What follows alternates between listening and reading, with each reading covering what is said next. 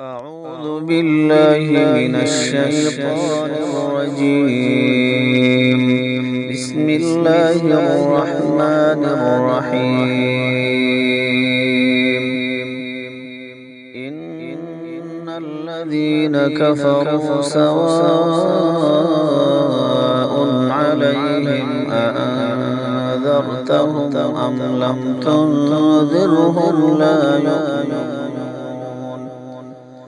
ختم الله على قلوبهم وعلى سمعهم وعلى أبصارهم غشاوة ولهم عذاب عظيم.